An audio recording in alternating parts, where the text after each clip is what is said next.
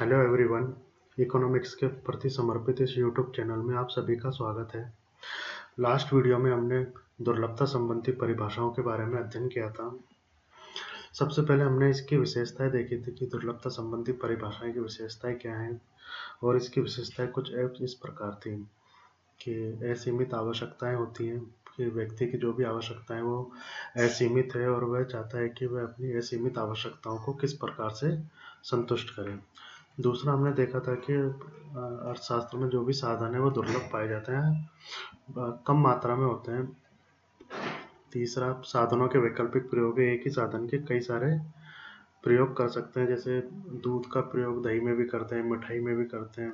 अलग अलग प्रयोग होते हैं एक ही साधन के। फिर हमने देखा था कि आवश्यकताओं की तीव्रता में अंतर, इकोनॉमिक समस्या, अवसर लागत, इन सब के बारे में हम पहले जो भी इसकी विशेषताएं थी वो हम लास्ट वीडियो में देख चुके थे। इसके बाद हमने इसके गुण देखे थे कि सबसे पहला गुण था कि इसमें मानवीय व्यवहार का अध्ययन किया जाता है। फिर ये विश्लेषणात्मक है, इसका क्षेत्र विस्तृत है और आर्थिक समस्याओं का अधिक तर्कपूर्ण वर्णन यह करता है। फिर इससे रिलेटेड हमने कुछ इसकी आलोचनाएं भी देखी थी। जो इसकी आलोचनाएं थी वो इस प्रकार थी कि आर्थिक क्रियाओं के सामाजिक पक्ष की ये अवहेलना करता है, अर्थशास्त्र उद्देश्यों के प्रति तटस्थ नहीं है, कल्याण में का छुपा विचार है, अर्थशास्त्र का बहुत व्यापक क्षेत्र इसने ले लिया है, अर्थशास्त्र केवल वास्तविक विज्ञान ही नहीं है, और दुर्लभता ही आर्थिक समस्याओं का कारण नहीं है। लास्ट वीडियो में हमने यहाँ तक देख लिया था। इस वीडियो में हम विकास केंद्रित परिभाषाओं के बारे में देखेंगे कि जो अर्थशास्त्र की विकास केंद्रित परिभाषा है ये क्या कहना चाहती है, इसके क्या विशेषताएं हैं, इसके कौन से गुण हैं, वो हम इसके बारे में आज अध्ययन करेंगे। तो जो अर्थशास्त्र के विकास केंद्रित परिभाषाएं हैं यह एडम स्मिथ, मार्शल तथा रॉबिन्स की परिभाषाओं के गुणों का मिश्रण है। जो भी हमने तीन ऊपर परिभाषाएं देखी थी उन सबका एक मिश्रण के रूप में है। विकास प्रेरित परिभाषाओं के अनुसार अर्थशास्त्र का संबंध सीमित साधनों के कुशलतम बंटवारे तथा उपयोग से है, जिसके फलस्वरूप आर्थिक विकास की दर को तेज किया जा सके तथा सामाजिक कल्याण में वृद्धि की जा सके।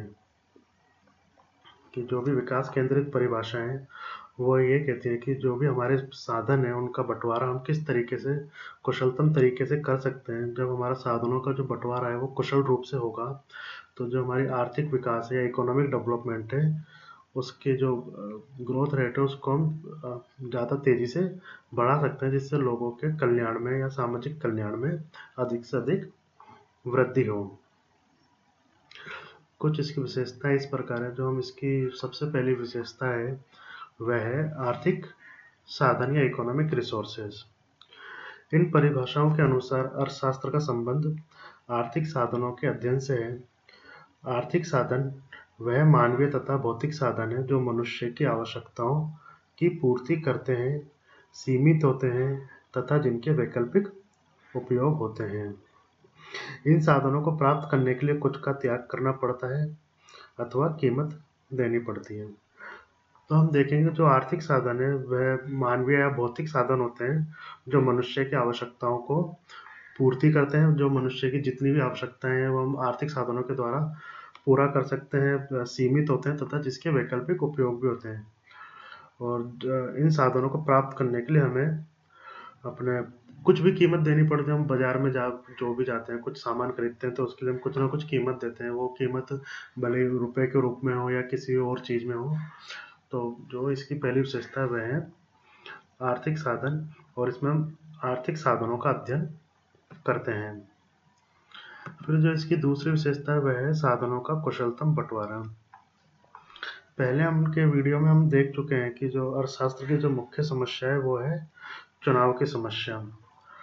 और जो चुनाव की समस्या का जो उद्देश्य होता है वह साधनों का कुशलतम बंटवारा होता है, कि हम साधनों का किस तरीके से कुशलतम बंटवारा कर सकें, जब भी हम किसी चीज़ का चुनाव कर पाएंगे। तो इसमें साधनों के कुशलतम बंटवारे का अध्ययन हम करते हैं। तीसरा हम देखते हैं साधनों का पूर्ण उपयोग। विकास केंद्रित परिभाषाओं के अनुसार अर्थशास्त्र का संबंध केवल साधनों के बंटवारे से ही नहीं है बल्कि उनके पूर्ण उपयोग करने तथा साधनों के पूर्ण रोजगार से भी है। कि जो ये परिभाषा इन्होंने दी है वो केवल यही नहीं कहता कि साधनों का बंटवारा उचित तरीके से हो, ये कहता है कि उनका पूर्ण उपयोग भी होना चाहिए, पूरी तरीके से इसका यूटिलाइजेशन भी होना चाहिए जो हमारे रिसोर्सेस हैं। फिर जो अगली विशेषता है वह है साधनों में वृद्धि।